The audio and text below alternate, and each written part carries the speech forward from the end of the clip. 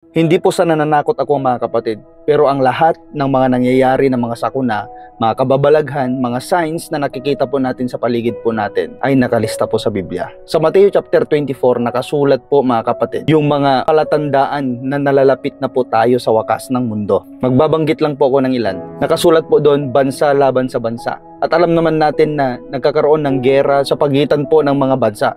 Magkakaroon ng taggutom. Pansin po natin yan. Ang mahal-mahal na po ng mga bilihin. Pero tayo po ay kapos po sa income.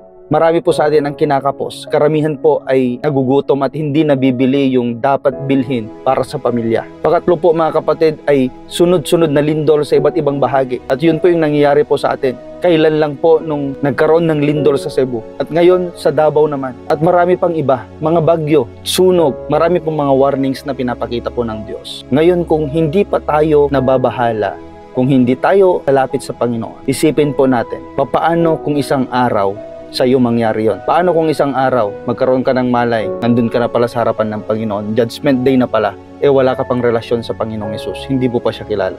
Mabuti po ang Diyos kapatid, binibigyan pa tayo ng pagkakataon na bumalik sa Kanya. Binibigyan tayo ng pagkakataon na ayusin yung ating pakikipag-ugnayan sa Diyos.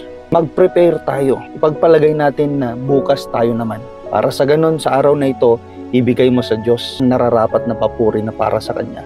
Sambahin mo siya, luwalatiin mo siya, aminin mo sa iyong sarili na hindi mo kayang iligtas ang iyong sarili. At kailangan mo siya sa buhay mo. Kailangan mo ng tagapagligtas. Hindi ka makakapasok sa kalangitan ng ikaw lang. Batid pag napapanood mo itong video ito, napakabuti ng Diyos sa buhay mo. Dahil binibigyan ka pa ng pagkakataon na itama ang mga pagkakamali mo kasama siya. Huwag mo nang antayin kapatid na saka ka lang sisigaw ng Lord Jesus, saka ka lang tatawag sa Diyos ng Panginoon ko, kapag ikaw na mismo yung niyuyugyug ng lindol o di kaya ikaw na yung kinakalampag ng bagyo. Now po kapatid, pag dumaan ito sa newsfeed mo, magkaroon ka ng quiet time. Isipin mo lahat ng nagawa mong kasalanan sa Panginoon.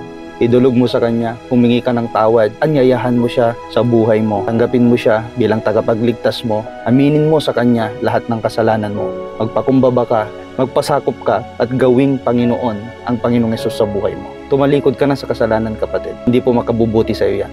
God bless.